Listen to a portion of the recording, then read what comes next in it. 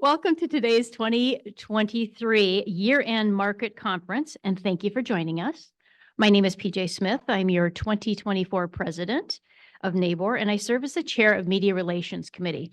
The Media Relations Committee is a very cool committee. It is comprised of 12 members, a combination of small, medium, and large brokers, an appraiser, and a builder. Today, I have the honor of hosting the release of the 2023 year-end Naples area real estate market statistics. I'm very pleased to report that we have some positive news to share with you regarding emerging trends in real estate based in Southwest Florida, MLS statistics compiled over 2023 activity. The panelists who will be presenting today they'll be presenting market statistics and trends are Mike Hughes, who will be presenting pending sales, Adam Vellano, who will be presenting closed sales, Budge Huskey, presenting inventory, and Jillian Young, who will be presenting price and days on market. It is now my pleasure to begin today's presentation. Pending sales with Mike Hughes. Mike.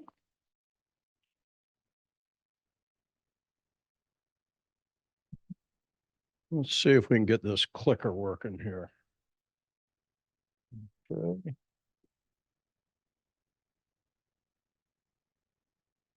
There we go. Okay, before we start rolling through the slides, I've never done this before, so let's try something here. Show of hands. How many people think last year was a great year for pending sales transactions? Very few hands, and that's pretty spot on. And that's kind of what we're going to be talking about, but we're also going to give you some reasons to be optimistic about 2024. So when we look at the 2023 real estate market, it was largely influenced by what I call the 5 I's.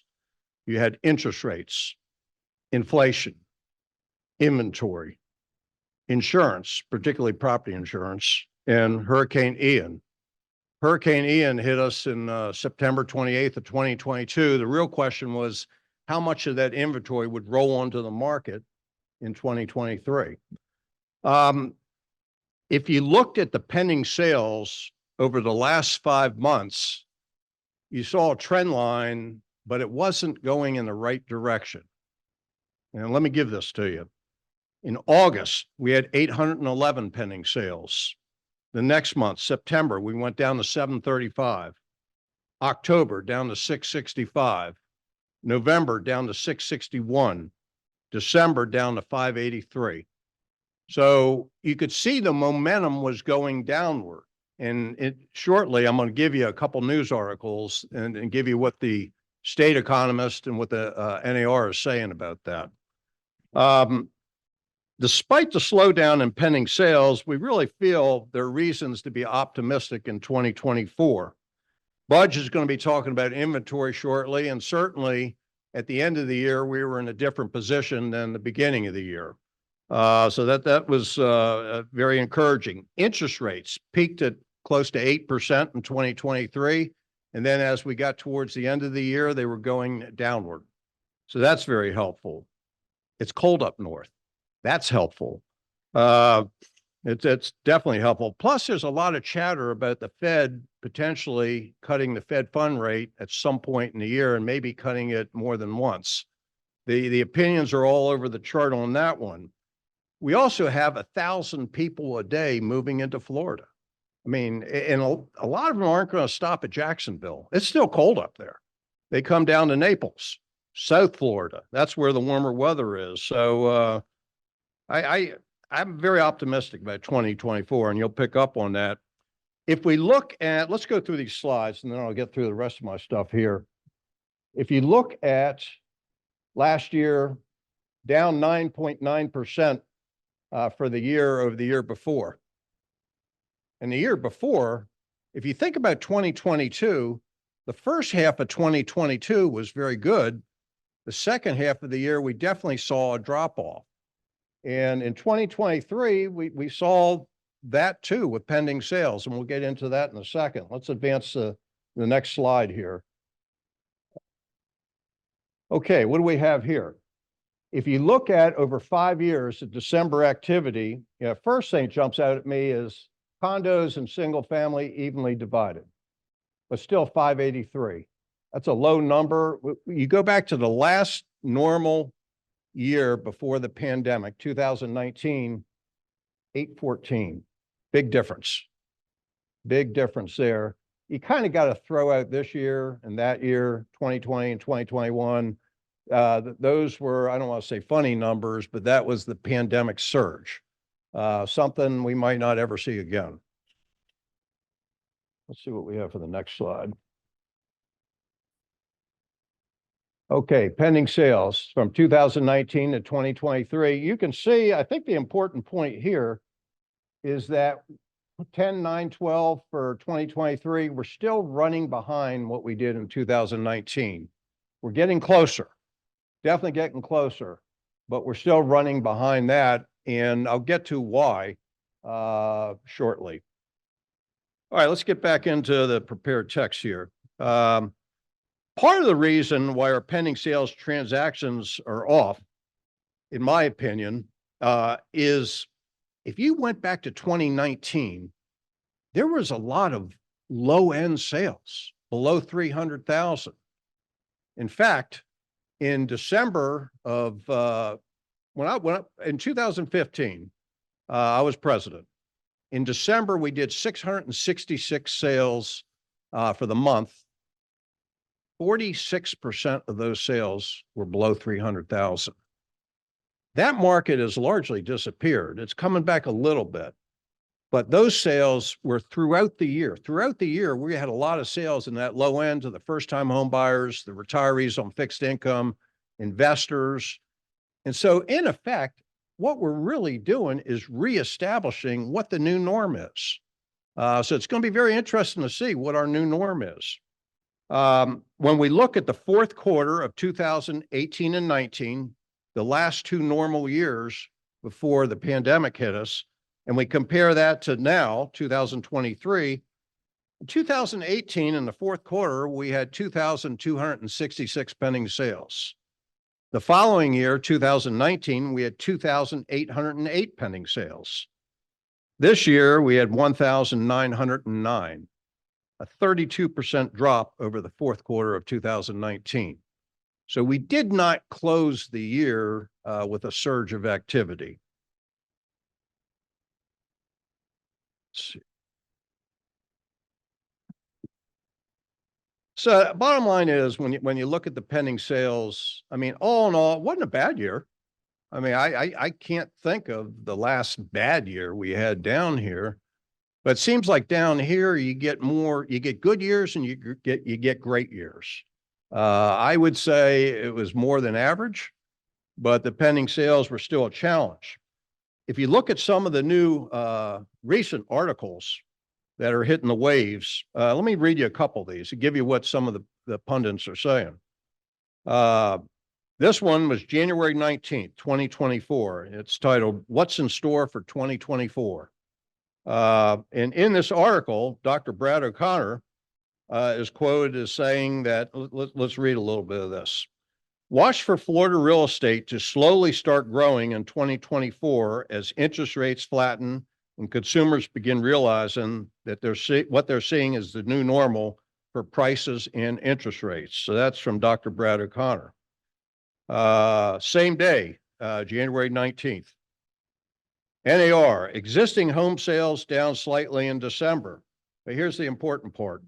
Dr. Lawrence Yun, we all know him, NAR's chief economist, says December sales look to be the bottom before inevitably turning higher in the new year on lower mortgage rates and increasing inventory. The last article is the one that really grabs my attention. NAR. NAR is projecting a 13% increase in existing home sales in 2024 and an additional 15.8% increase in 2025. That 15.8% is on top of the 13% for 2024. So basically they're saying they feel sales will go up roughly 29% in 2025. So what I'm reading, hearing, and seeing is that 2023 had its challenges, but we're certainly getting close to what I believe will be an upswing in activity. With that, PJ, I'll turn it back to you.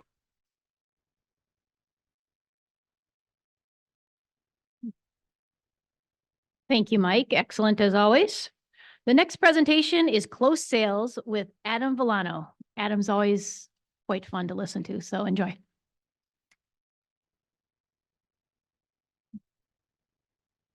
Thank you. Thank you all for coming today. Mike stole most of my presentation, so which isn't unusual. I have to say before I start, one of the best things I get to do here is meet with these guys and girls every month. We get to sit in a room with some of the best minds in this town and talk about numbers and what we're seeing in the market. And it's much deeper than just the data.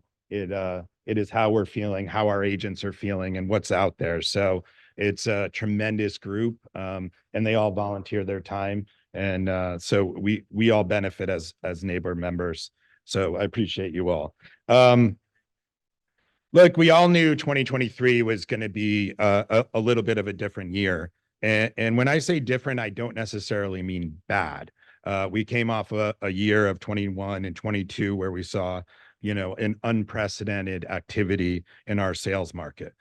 Mike hit out an earlier, it was truly going into that year, the year of the eyes, right? I have to repeat it, Mike, because it's so good.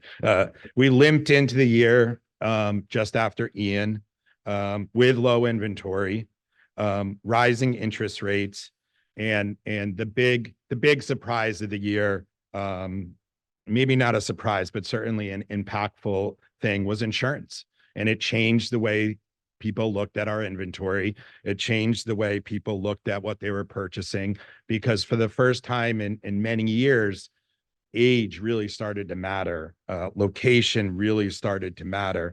And as we saw an increase, and Jillian will talk about median price and how we've seen our market grow, you've seen affordability drop. And with affordability drops, when most people that we're selling to are looking to purchase based on monthly payment, and now we're adding in higher interest rates that moved at an unprecedented rate, certainly in an unprecedented time span for increases in rates, and you add in, doubling insurance in some markets, this created a mortgage payment that was unattainable for some, or at least many willing to say, I'm going to pause. So as we limped into the year, we had our challenges. As we look at year over comparisons, we can see, I would say many in our group felt we were tracking pretty well into 2019, which we were okay, because 2019 was a good baseline for us pre-COVID. As we turned the last 6 months of the year, we definitely saw a decline, and we did not keep pace with those numbers. And I do want to talk about something that these guys are probably sick of hearing me talk about, and it's called the Peloton effect. And I'm a big believer in the Peloton effect, and I'll go through it really quickly. And basically, when COVID started, Pelotons became increasingly popular. Everybody wanted a Peloton. You couldn't go to your gym. You wanted to work out at home. You wanted to do all those things. So everybody went out and bought Pelotons, right? Well, Peloton corporate said, wow, this is amazing. We must have the best product in the world. Let's go out and build manufacturing plants and make thousands and thousands of more. And they did that. And it didn't necessarily help their bottom line long term, because what they realized was they were borrowing from the future. And that's what we believe happened a little bit in 2023, is in 2021 and 2022, we borrowed from the future. And what do I mean by that? I mean, we had buyers that were scheduled for 2023, 2024, 2025, move their purchase time up dramatically because they were locked in cities, or they were in political climates that they didn't want to be in, or just because they wanted to work remotely, and the ability to work remotely from our beautiful Sunshine State was a lot more appealing than, say, in New York City or California. So when we look at the sales numbers, and you look at how we were growing in 19, and if this was farther back, you would have seen it in 17 and 18, where we're moving along. And then we hit that COVID year, and we had that little bump in April and May prior to COVID, where everybody was like, what the heck's going to happen? And that lasted all about 10 minutes. And the next thing we know, we had 2020 and 2021 that were probably in my career, the most unprecedented sales cycles that I've ever seen. It was heavy cash. It was people coming down, inventory dropped to unprecedented levels, and closed sales just shot through the roof. And anybody that sold during that time would tell you they knew people that had planned to buy at some point, but decided to push it up and move forward. So when we look at closed sales, I think it's very important that you understand that, yes, it's down, but I don't think that's a bad indicator. When Jillian talks about median price and some of the other things, and Mike talks about, or Budge talks about inventory and some national statistics, I still think we're probably outperforming the markets. And I still think that from a sales level and where inventory is, we're still on solid ground. There's nothing to be concerned about. It's just when you look at year over year numbers, it can feel very concerning and overwhelming. Interesting slide here. When we really start to look at where the growth was in our market on the left, you'll see, no surprise, right? Immokalee, Ave Maria. Why? More affordable, more options out there. Also, if you look at the areas that didn't do so well, a lot of Ian damage, right? We're still getting out of that inventories slump from having homes that were destroyed or being renovated and not back on the market. So, I think, just going back to what I was talking about, you have to take everything with a grain of salt, and year over year numbers don't tell the whole story. So you want to make sure you understand what happened. And like I said, if we hadn't borrowed so much from 2022 and 23, we might have a little better average increase. But we did, so we can't complain about that. We just hopefully save some money, and the leaner years are the leaner years. So closed sales for 2023 closed at 8,816 units, down from 10,156 units in 2022. The other interesting thing is, let me go back to this slide really quick. If you look at single family and condos, we saw a heavy push during COVID for single families, only because you wanted more space. There might have been a little scare of, it's moving around. A little bit of scare about living in condo buildings. I think that subsided pretty quickly, but ultimately our inventory has been challenged in the single family market. We're starting to see more, lower end condos come back on the market lately. Where am I going? Who's got me? Next. All right, so we talked about this. We can move to the next slide. Okay, so why are we optimistic about sales in Florida? And there's a very, and this came right out of Florida Realtors. Millennials are still forming households and seeking first homes. I think we're starting to see a younger population live in Florida. I think our average age is actually coming down, and it bodes well for us. Domestic immigration is slowing, but still quite high. Florida is the ideal location for untethered remote workers. If you can work remote, why not live here? Retirees and existing home equity not phased. Very important.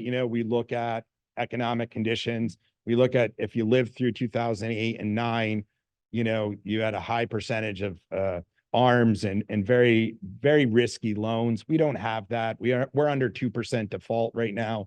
So we're not going to see the market flooded with foreclosures or short sales. There is plenty of equity in our markets. Look, housing remains affordable. I know to us locals, it doesn't seem that way. I hear it every day. We're getting pushed out. But when you're coming from New York or Chicago or California, it is extremely affordable. Taxes are less, the cost of living is less. So we are still considered, very affordable compared to where they're going. And then the solid job growth rate, we're ahead of our national statistics. Brad O'Connor spent a lot of time talking about it at the midwinter meetings. I mean, the healthcare that we're seeing, science with Cape Canaveral and things like that, and finance jobs are booming here. We're seeing companies like the Citadel move to Florida and others. So we continue to see good indicators that Florida is going to continue to grow. Florida's population increased by 365 residents this year, second only to Texas. That's about 1,001 net new resident per day. It's also a 1.64 increase. Second to only South Carolina in percentage of increase. Overall population only increased by 0.49%. Net migration from other states and countries was estimated at 372,000. So we're still in a really good place for population growth. So we do have a positive outlook on what's going to happen in the next 24 months.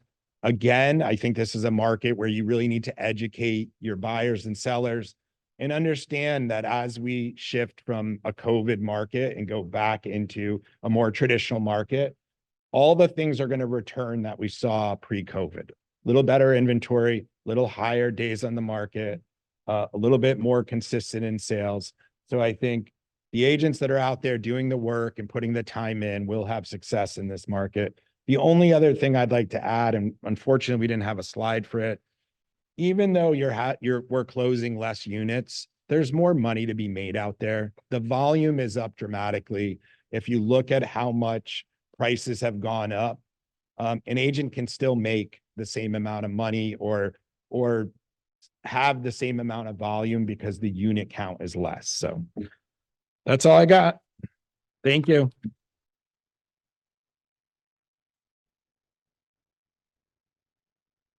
Adam, two things on Peloton. I'm moving in 3 weeks and I have to get somebody special to move my Peloton. Guilty as charged.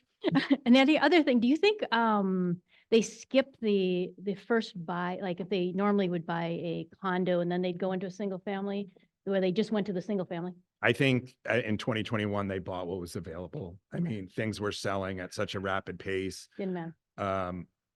There are a lot, and that's the secondary factor, because when those people bought, they bought at a 3% interest rate a lot of times. So now they're kind of stuck in that. And so there is this shadow inventory where I think if people could sell what they have now and get what they truly want, like a single family house or something like that, but they're a little hesitant. And I think as rates come down a little bit, that'll subside. Interesting. Okay, we don't want to steal Budge's thunder. Budge is going to be talking about inventory. Budge?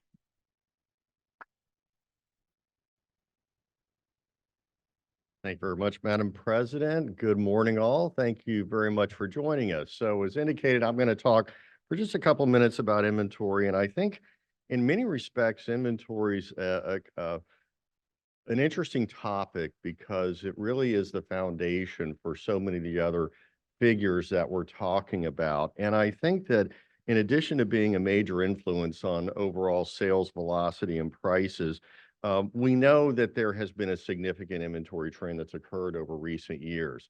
When the whole premise of COVID came about, and then the rapid depletion of inventories, and we saw this across the country as a whole, but there was a fundamental belief that at the time that COVID ended and we started to kind of return to a normal environment, that we would then start to see inventories increase across the country. It just made sense.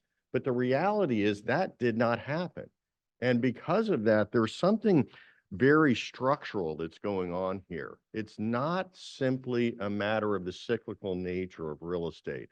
So, and I think it has repercussions for subsequent years.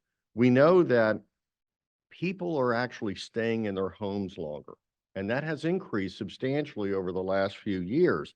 It reduces turnover, and it's leading to significantly lower numbers of new listings entering the market across the country. And that has greatly influenced what has happened both in unit sales as well as what's happened in prices, especially over the last 3 years. Now, we all tend to view, and it's been noted by other panelists here, that we began comparing to 2019 because it was the last normal year in real estate. So everything is compared against that. I know it was noted that for the first half of 2023, sales were on a pace with 2019, and then the second half of the year they eroded. And that was true when you look at the last 3 years. There was fundamentally a different performance in each half of the year.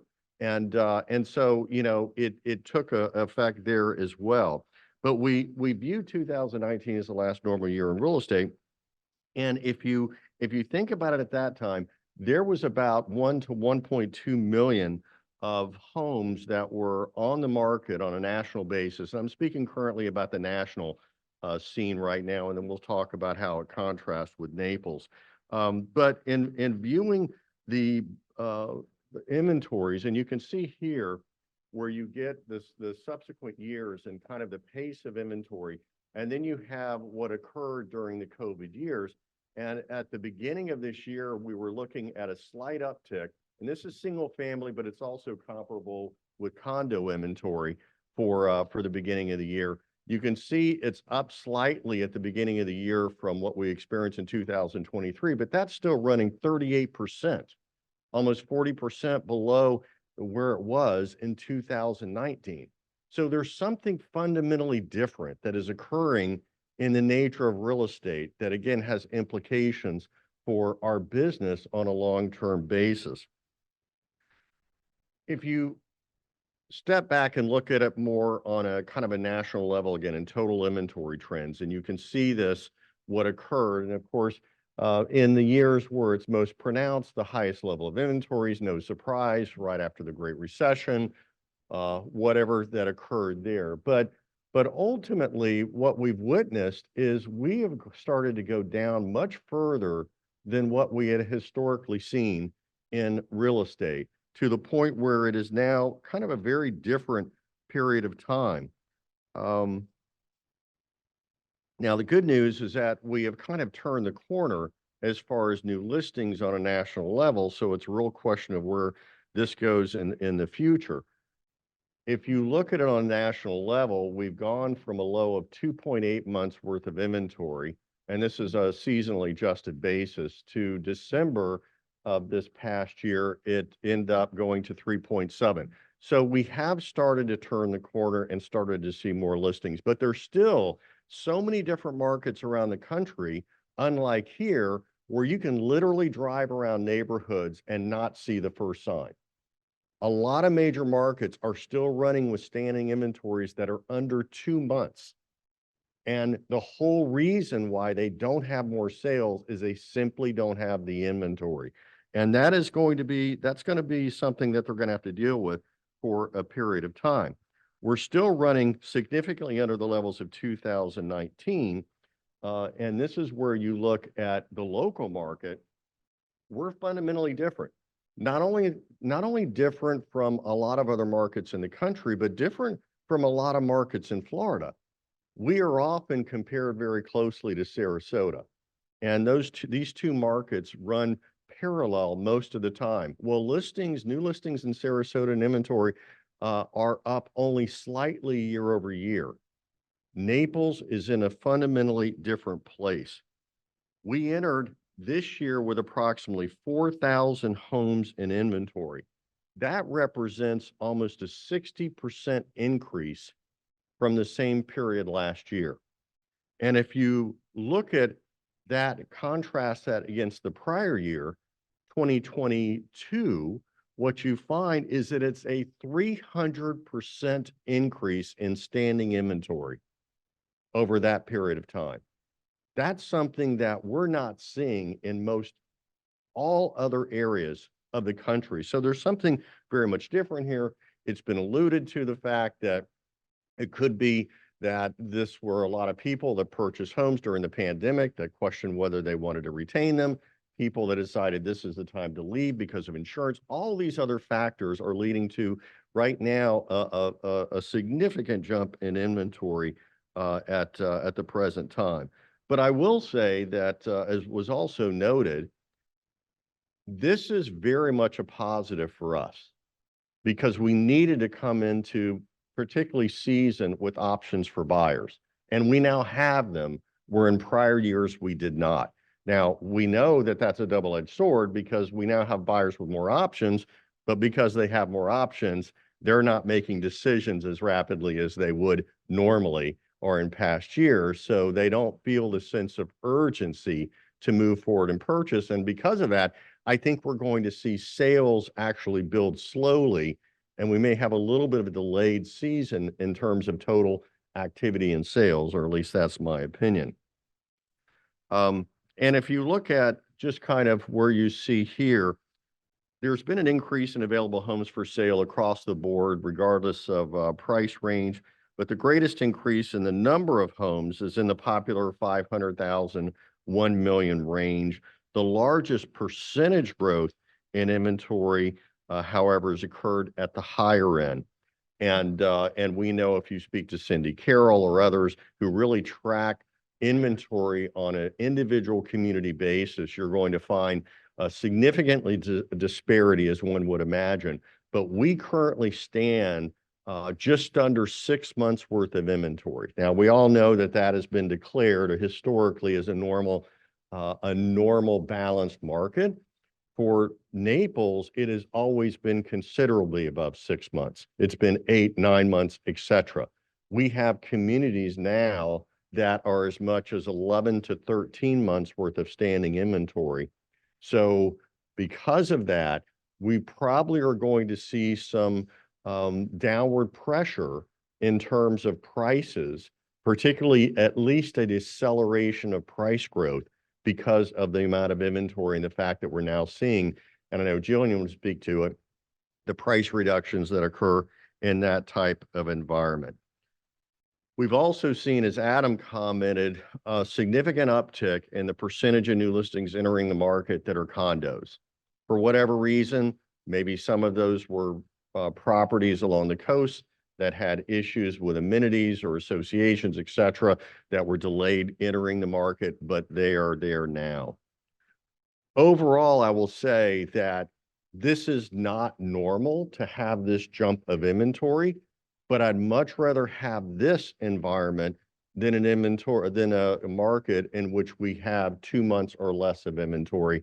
This really sets us up to have more options for buyers and hopefully more sales.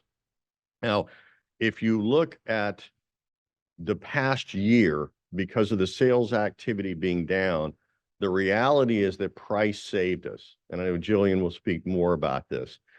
In this year, because of the amount of inventory on the market, we can't count on increasing prices to make our year. Our year in 2024 is going to have to come from increased units that I believe will build as we move throughout the year. And that's it. Thank you very much. I'll turn it back over to you, Madam President.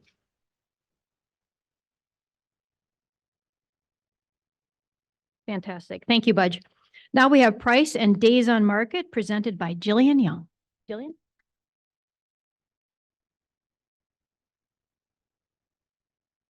Thank you for spending your morning with us. It's truly an honor. Shows that you are serious about serving your sellers and your buyers and making sure that they're confident in the decisions that they're making. And also, it's our job to look at what happened and go, what just happened?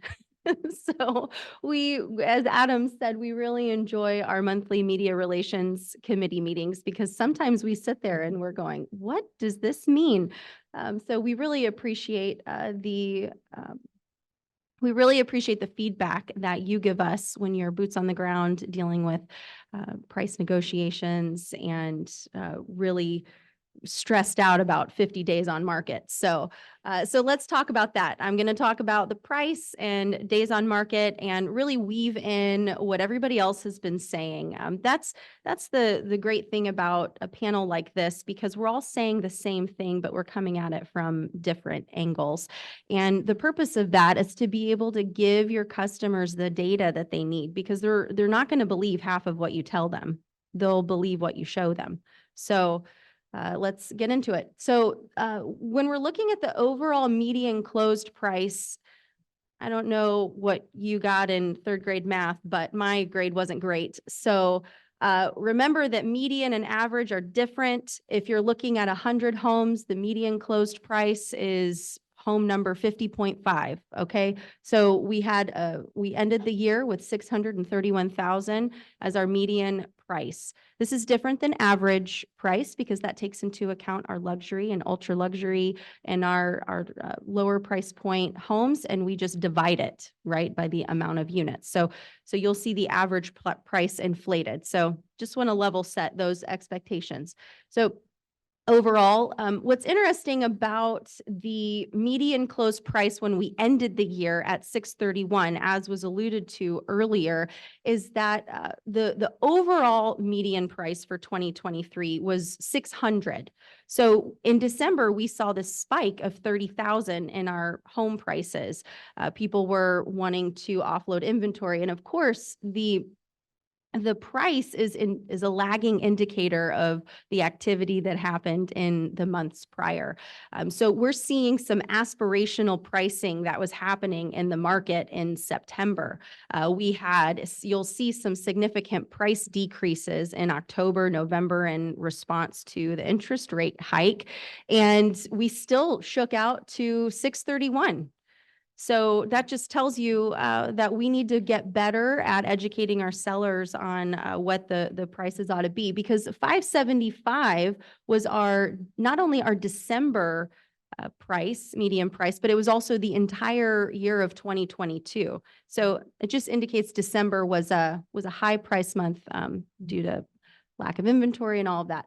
And I'd also like to say the Peloton effect. When I think of the Peloton effect, I think of the actual Peloton race, in that you are getting a lot more efficient when you are drafting behind those people who are out in front. So if we're thinking about the neighbor market in relation to our larger metropolitan areas, they're the cyclists who are just, out in front, leading the way, and we're drafting. We're a lot more efficient. But guess what? When we do the mountain climb, we have more energy and we always come out on top, because this is just how our market has always been. We draft behind and then we end up on top. So I am really confident in, just as was said earlier, the current market. So what's interesting about this too is that the condo increase price was 14%, single family price, we ended the year with a slight increase. So that's just due to the inventory there. So again, average close price, we take into account those outliers that skew the numbers. And we saw a decrease in the single family homes at the 1.4 to 1.6 range. Again, it's just that seller's aspirational pricing at that price point. That did feel like the median price in a lot of our geocodes, did it not? It didn't feel like 750. It felt like 1.3.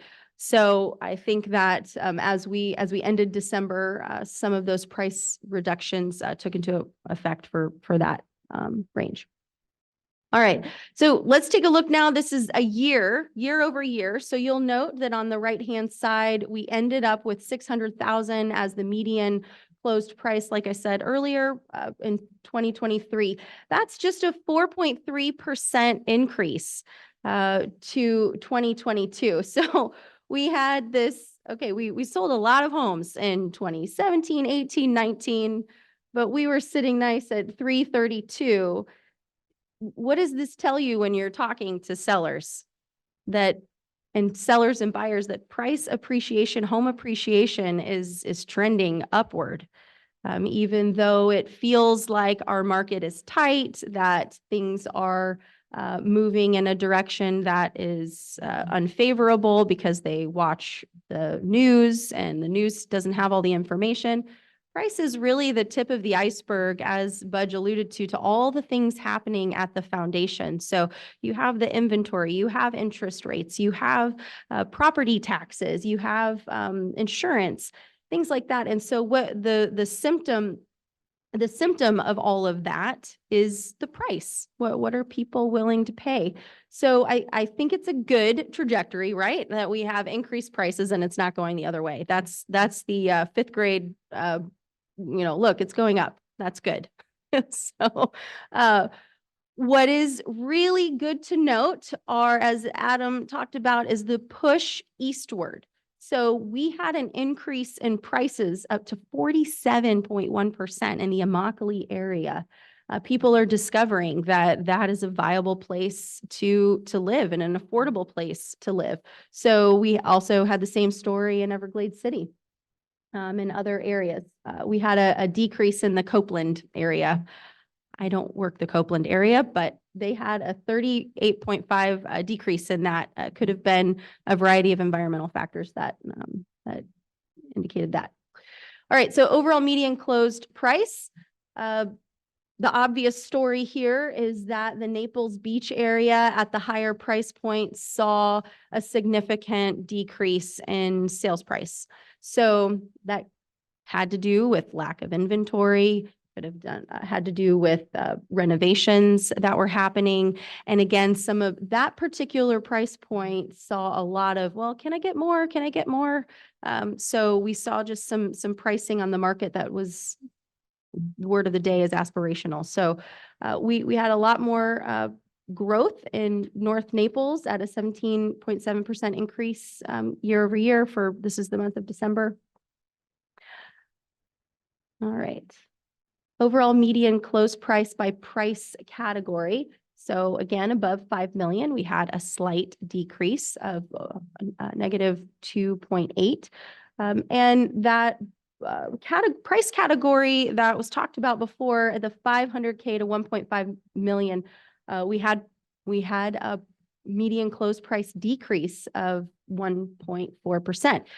The list to price received averaged about 96% to 99%. So you're taking all this into account, right? We had a bit more inventories in that area. We have prices are coming a little bit down.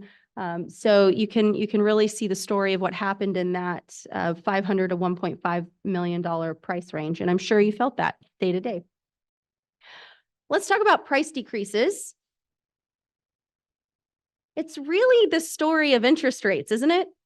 So it's a symptom of the underlying things that are happening in the market. So we had Q1 in 2023 where the Fed increased the rates like 5 times. And we had an overflow of inventory as was indicated before post Ian. So we had more listings. People are like, all right, it's time to sell. Oh no, buyers are having a hard time. Let's go ahead and do a little correction here. So we saw from January to May a significant number of price decreases. We leveled out where we thought, okay, interest rates certainly couldn't go any higher than this. It is what it is. Let's just relax for the summer. And then all of a sudden, October 25th hit, and we had the highest interest rate hike in 23 years. So we can also see that was one indicator, but also as Budge talked about inventory and things like that came about in October and November. So we really see the price decreases as, in my opinion, a story of the macro economy, what's happening at a greater level. And it's really important that you set your expectations with your sellers up front, particularly in regards to days on market and pricing. What we're going to do. What are we going to do if we're sitting for 2 or 3 weeks? Or what are we going to do in the case where there's a lot of showings but no interest? What are we going to do if there's just no interest and no showings? It's important to have that plan and set those expectations ahead of time so that these price decreases don't come as a surprise. All right. Price increases really nominal. I mean, 62 price increases in December. The highest month was, I believe, February. I think those were probably property specific price increases. But we really don't need to tell the story there. This real story is the price decreases, and yet we still remained high with our prices. So days on market for monthly 5-year comparison. Do you remember when we had like 16 days on market?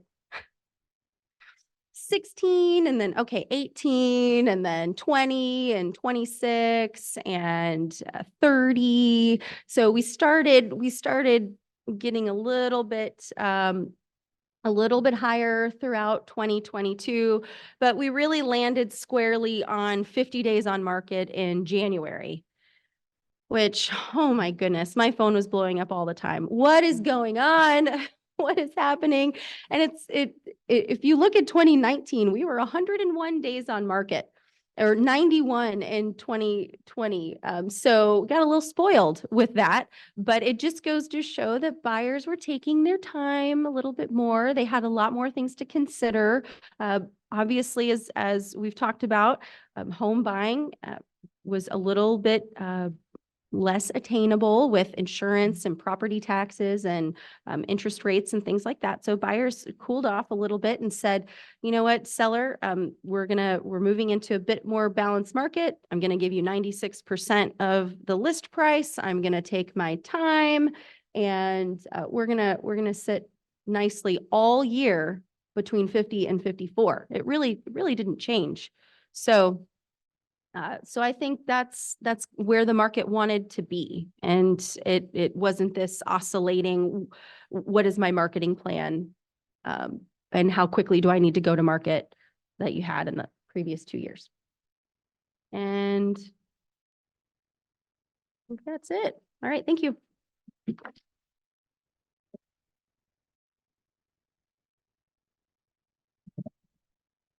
Thank you, Jillian. At this time, I'd like to ask our panelists a few questions regarding trends in our real estate market. Any or all of you may answer, and make it, if you want to make it conversational style, go ahead. First question, kind of broad. What affected real estate activity during 2023? Thank you.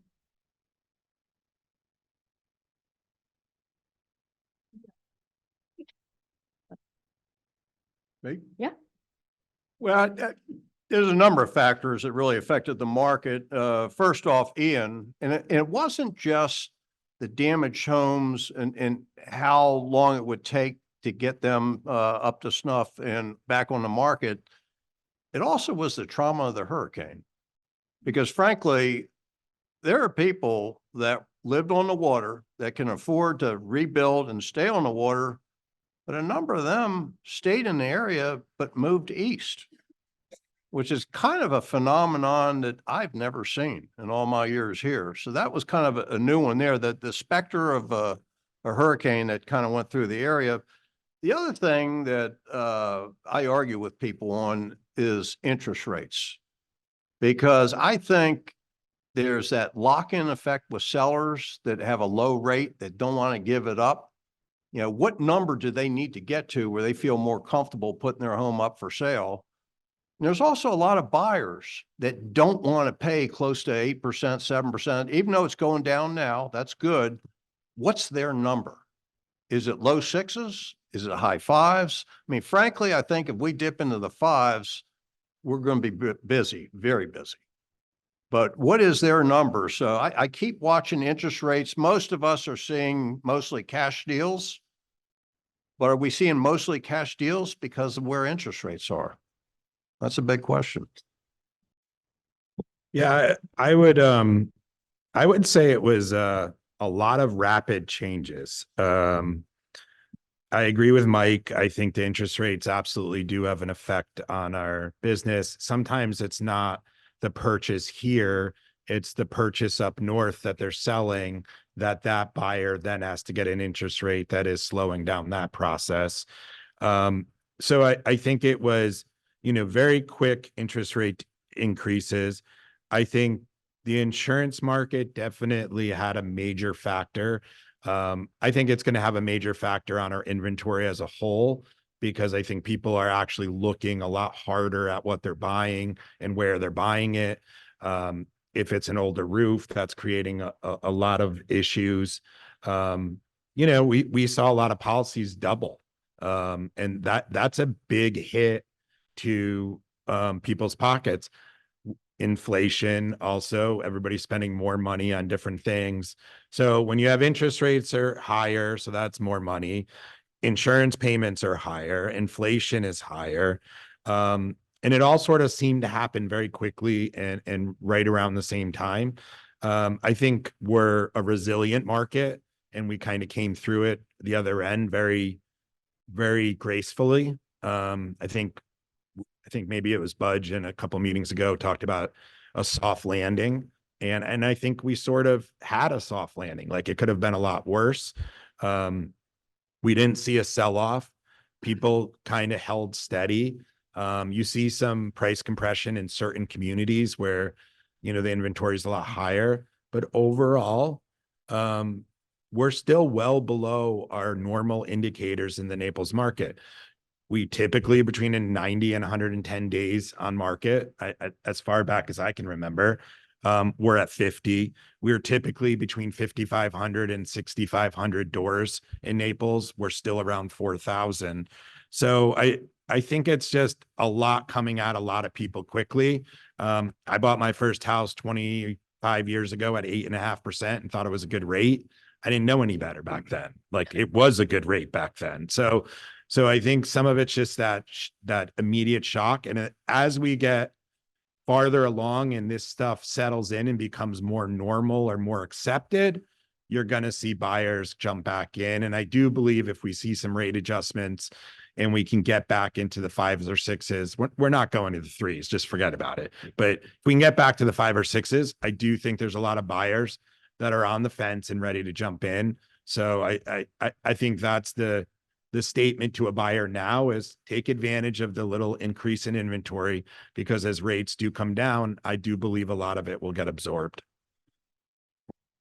I'll just add.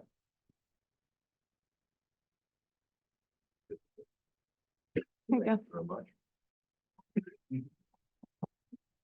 So, in my opinion, I know this has to do a lot with the price stratification of the market, but the reality is was noted multiple times this morning is that we simply pulled too much demand forward.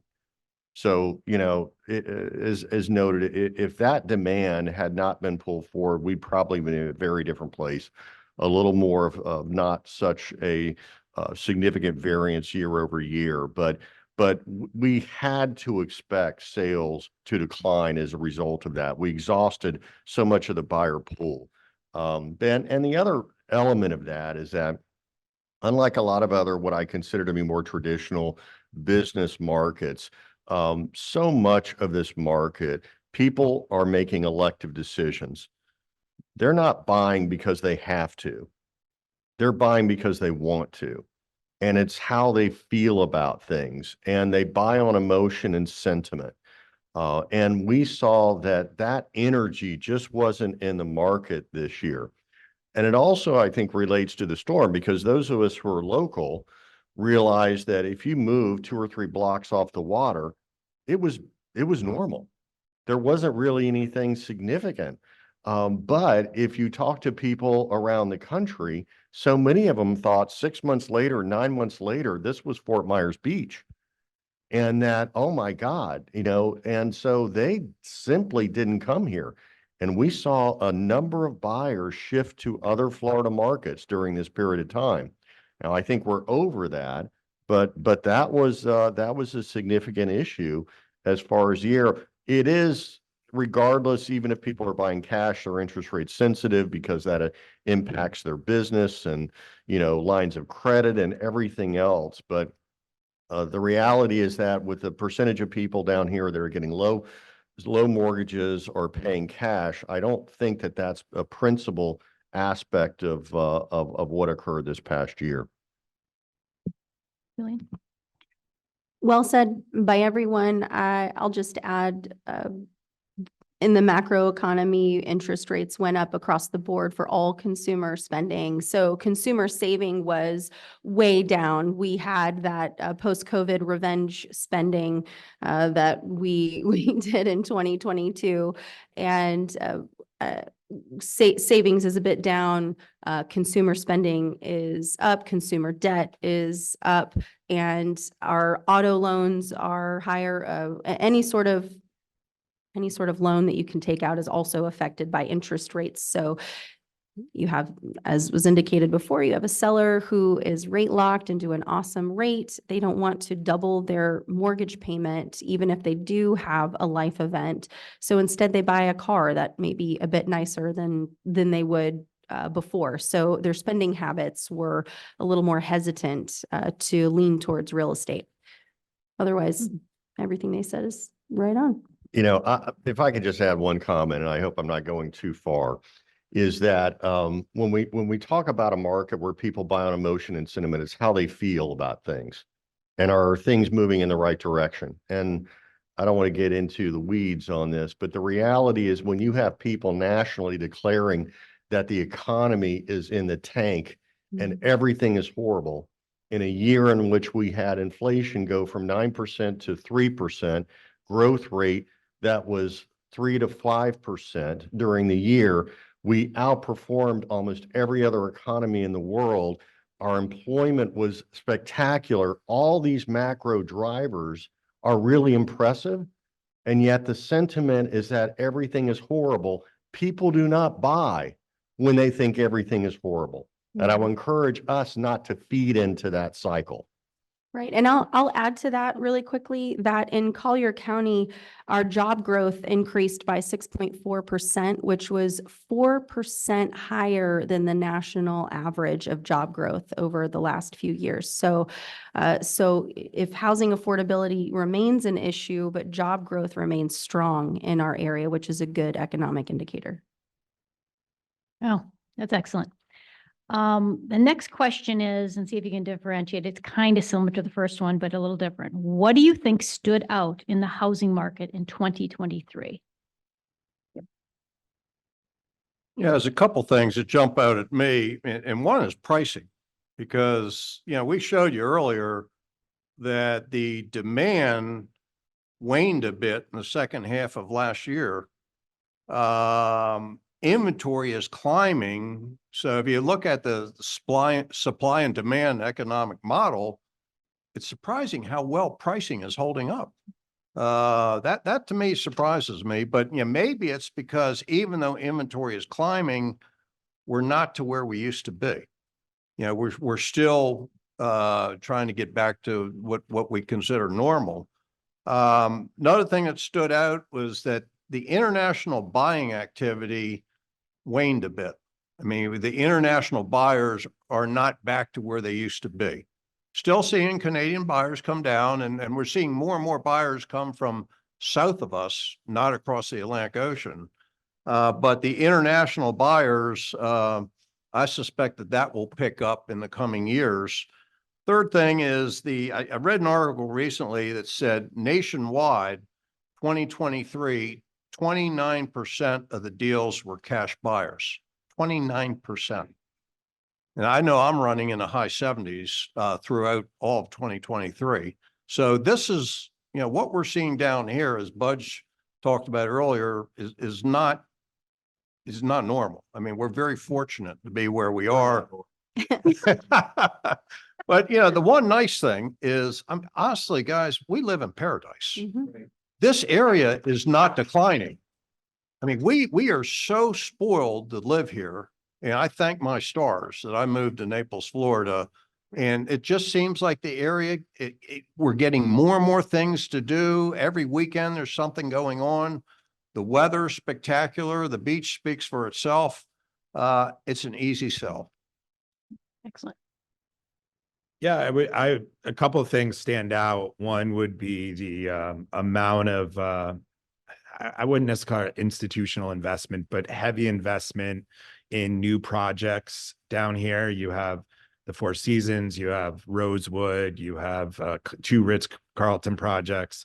So generally, I I hope those people know more than we do. At least they're playing with bigger wallets. So they're definitely seem bullish on the market and are investing hundreds of millions of dollars. There's been some very big parcel sales and bulk sales that show that somebody highly believes in these markets, which we all do here. I think the other big surprising factor, which Budge explained a little bit, but I was a little surprised at the late November, December inventory climb. I expected, which is typical of our season, for inventory to come on prior to season. I know a lot of times, a lot of agents will take inventory off in the summer and then relist in season, but it was, we hovered around 2,800 doors pretty much most of the year for about a year and a half. And then we saw it shoot up, God, what, 1,000 units in like 4 weeks. So that was a little bit surprising, but to Budge's point, we're still under where we were. I wasn't quite expecting that big of an increase that quickly. Yeah, I think these gentlemen covered really the items. I mean, for me, it is the fact that we kind of defied the traditional supply-demand correlation, and the reality is that values held when units were dropping substantially and inventories increasing. You just normally don't see that. Now, there is a lag effect there, so I don't think we should read too much into that in terms of, looking forward in 2024. I also agree with Adam on the investment piece, because, this is big money. And these people are making decisions based on their confidence in the market in the long run. Maybe not in the next 5 months or 10 months, but what their read is on the future of the Naples market. And when you look at the amount of competition among developers that were vying for these parcels or beachfronts, old condominium projects, there were literally bidding wars that were going on, and the prices per lineal foot were simply incredible. Now, the second part of that is they've paid so much for the property that they're all going to have to be really expensive units. And it's going to be interesting to see what the absorption rate's going to be on that. Excellent. Jillian? Sure. I'll just add 2 things, because again, what needs to have been said has been said. So with the new construction, we're not seeing, I think what was surprising to me, what stood out, is that new construction is not outpacing demand. And I believe that's intentional. These builders, they plan several years out, and they're no longer flooding the market. And they're really holding on to a more moderate approach to building new construction in order to maintain that demand and keep prices higher. Of course, a lot of them finance they do their own financing, so they have a lot more flexibility with pricing.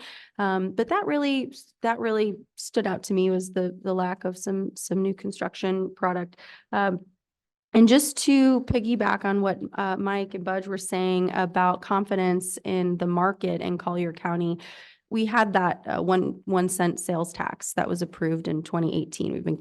Collier County's been collecting taxes now that's been realized at about $490 million.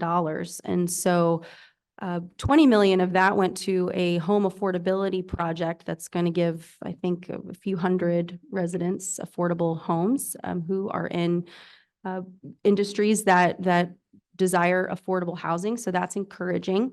But we also are going to be using that money for infrastructure products, parks, drainage, things that need to be done, particularly around the high population areas and then areas that have maybe been neglected. So I think you'll see, as those projects get underway in the coming years, that's only going to appreciate the value of the homes in those areas. It's a positive thing. Jillian, were you talking about production builders when you talked about building in general? Yeah. Or just new? Great. Excellent. Okay. What advice would you give home buyers or sellers?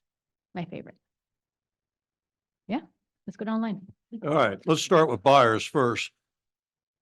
My sense is that the buyer's sense of urgency is not what it was in 2021. The feeling is that they can look around a bit and then make a decision right before they go back north. But I would caution them on that, because if they find a property that they like, there's an excellent chance that someone else in town likes it also. So, I mean, really, particularly on the low end, if you're looking at that market below 300,000, you see something you like, you probably have to move very quickly. So that's the feeling as far as buyers. As far as sellers need to realize that the neighbor that sold his home down back in 2021, that was 2021. This is a different market now.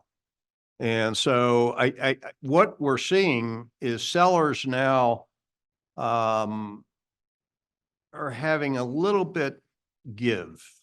You know, in 2021, they wanted full price, all cash, don't show me anything else. But now sellers have to be a little bit more realistic that this is a different year, that we'll have different challenges this year. That's my take. Excellent. I said it earlier, I think it's a market where expectations need to be set. I think with sellers, it's expect longer days on the market. You really need to have a marketing plan and understand how you're going to sell your home. And obviously, most importantly, how to price it. You got to look at the comps, you got to look at the activity in the community, because I do believe we're in a market where, because there's less buyers, you're competing with every active listing out there. So if you're not paying attention to what your competition is doing, you might miss the boat. So price it accordingly. I do think if you price it right, offers are coming quickly, at least from what we're seeing. And I think that's the challenging part when we look at our inventory right now. I think there's two halves of it. You have a bunch of it that's probably very overpriced and is sitting. And then you have the stuff that is priced right and seems to be moving quickly. So, price it right. I think, to Mike's point, 100% for a buyer, I think you need to look every day, and you need to, put a little of that stuff out of your mind and focus on what your needs are and what you want. And if you find it, make an offer. I think it's a good time to make an offer. I think if we see rates continue to go down, you're going to see more buyers in the market, and it's going to make inventory more challenging. Kind of echoing these two gentlemen, to sellers, it's no longer 2021. The days of let's test the market with realtor money and time, let's end that. But that's a responsibility that we have, not to take listings where the people wish to test the market and not actually sell the home, because those days, I think, are now behind us. On the buyer side, it kind of speaks to the sense of urgency. We're watching inventories climb, but there are different inventories within that amount. There are those that are testing the market that'll never be serious, and so therefore you just take those out. There are properties that are not positioned in terms of the quality, or perhaps they need significant repairs, or they are at an age where it's going to be incredibly difficult to obtain insurance. So I think we have to educate buyers that while they look and they say there's 6 months worth of inventory, it's up dramatically. If you really drill in to what they find acceptable as inventory, the pool is not as large as they may think. And so there is the need for them to act when the right property comes online. Jillian? Absolutely. So your buyers, you need to tell them, get prepared to put your best foot forward. Now is not the time to play games and to throw in offers that you're not serious about. There's a little wiggle room for negotiation, as we saw with the 96 to 99% list price received. But if you want to get into the home that's the best for you, so don't hem and haw. Get serious about the process. And to sellers, I echo what everybody said. Realistic and moderate pricing prevails. Aspirational pricing is just not a thing anymore. But remember that sellers' expectations are not your expectations, and it's not their job to do our job. So setting expectations for absorption rate upfront and appropriate pricing is going to be key and what sets you out as the professional. That being said, it is the seller's decision, right? So, and you're there to help them with the process. So plan those price drops, show them the market. And then if you have a seller that's adamant about going to market at a price that is unattainable, then you just have to, and you choose to take that on. You need to market that property in its best light, do pre-inspections, office, inter-office broker opening, take your sellers to a comparable listing that is priced appropriately to show them what they need to, where they need to be. So you really are in that education phase. And yeah, those my. No. All of that is a very sage advice. I took notes. Mike, what was your saying? Date the rate? No, date. Yeah. And I will say, PJ, is don't tell your sellers and buyers, don't worry about what everyone else is doing necessarily. It's such a personal decision. So if the rate makes sense to them in the moment and they can afford it with their personal finances, then go for it. But it's just such we're making decisions on a macro level when it really needs to be, you need your buyers and sellers team around them to advise them correctly. Fantastic. Okay, we have one question from the audience. 2023 was a slow performing year for real estate in Collier County. What do you see that indicates that 2024 will improve? Any and all. Crystal ball. Any? No. Yes, please.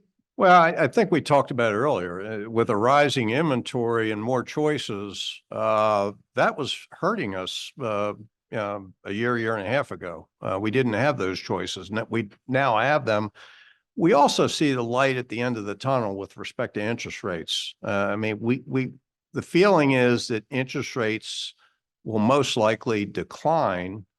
The real question is when, and is it a 2024 event or is it a 2025 event? The predictions are all over the chart, but it seems that we're going to see some movement in this year, but yeah, who knows? I mean, Budge pointed out that a lot of the economic indicators within our nation look like they're going in the right direction in a big way. And that's encouraging. I'm excited about 2024. Last year, I knew it was going to be a challenge. 2024, I'm looking forward to it. Great. Adam. Yeah, I tend to agree, and I don't want to be redundant, but I'll talk about the new investment coming into town. I mean, we're seeing new restaurants open, we're seeing new shopping plazas open, we're seeing multifamily residents open, which will help with the affordable rent. I think there's just a big belief that the area is growing, and it will continue to. I mean, we live in paradise. And cold winters don't hurt. So I would just be, continue to be bullish. We're Naples. I think all the indicators lead us to believe that it's going to be a good year. I mean, we're not going to see, it's not going to be 2021. It's just reset expectations and do the work. And I think everybody comes out on the other side ahead. Great. I think everybody knows, I mean, this business is cyclical. It always has been and always will be. But we tend, and I can maybe speak to the Fed as well about that, we tend to overshoot and then we undershoot. And it tends to go in wider swings than it perhaps should or that we would like. The reality is that we had our upper swing that was more pronounced than any of us had expected and probably deserved. Now we've had the pace of activity and sales, in my opinion, underperform in 2023. So I always go back to the fact in real estate, when you really look at kind of the formula of reverting to the mean, if you take that 2017, 18, 19, and you take out these anomaly years and you say, what's that trend line? We start to revert back to the mean, and everything speaks to the fact, maybe not in the Q1, but that we'll have higher sales this year as a result and kind of return to something that's a little more normal. I'm not in agreement with Lawrence Young. I think he consistently overstates it. But when you look at kind of a blend of all the forecasters that are out there, they all recommend that there's going to be somewhere between a low of 6 to a high of 8% as far as overall increase in units nationally. And if we can do that and still maintain in the integrity in our prices, it will be a very good year in real estate. And the last statement, which is also noted multiple times, is this is Naples. You know, people want to be here. That's not going to change. Agree. Jillian, do you want to say anything? I'll just add to that, that those sellers who are rate locked into a great rate and maybe a little more hesitant to sell their home in order to buy something else, they're going to move because of life changes. We have over 80,000 millennials in Collier County who are starting families, having multiple children, divorces are happening, and those life changes are going to be what propels and moves someone to sell, no matter what the rate is that they're a part of it. I think as we swing these last 18 months towards the more balanced market, our sellers are realizing, well, it is what it is. Now I'm not stuck in my house. This is how the market is. I'm just gonna sit with a 6 to 7% rate, and I'm gonna be okay with that because my life situation is demanding that I take on that additional mortgage. So I think we're going to see, as Budge alluded to earlier, people are in their homes longer, but I do think that those life changes are going to be what propels, as we are a growing population where our median age is lowering. So jobs growth increase is encouraging. We have some corporate headquarters that are staking their claim in this area, bringing more employees down here. So that's exciting. We're projected to have a 2.5 increase in population growth. So again, people want to live here. They want to work here, raise their families here. We have a great school system. We have money going towards infrastructure. So as long as we can Budge talked about it earlier, we will have an increase in inventory, which is going to keep our prices up. Our price is going to totally inflate. I don't think so. I really don't think so. I think we're going to maintain a balanced market throughout the year. If we have a decrease in rates towards Q3, Q4, as some are predicting, that's going to loosen up inventory towards the end of the year. But again, your buyers don't want to wait that long. Just do what's best for them right now and work with your lender to make that happen for them, because there are so many options now that didn't exist before. So yeah, Great. Okay, I have one very important question and really quick, rapid response. Okay, who's going to win the Super Bowl? Mike. I'll be reporting this at our next meeting. Taylor Yeah. Swift. Swiftie! Okay, we got Casey, Adam. Taylor Swift. Really? Come on, Budge. My teams have lost 2 weekends in a row straight, so I'm not even going to guess. Jillian. well, my 13-year-old would kill me if I didn't say Taylor Swift. Oh my Yeah, gosh. Okay, so- Swiftie across the board. Okay, great. Yeah. All right. Let's wrap this up. The 2023 year-end statistics, charts, infographics, and this video will be posted on neighbor.com. Well, not the video, will be under market statistics, and the video will be under the video selection price. Feel free to share this information with your customers, with your associates. We appreciate if you do that. Thank you again to our amazing panelists, Mike, Budge, Adam, Jillian.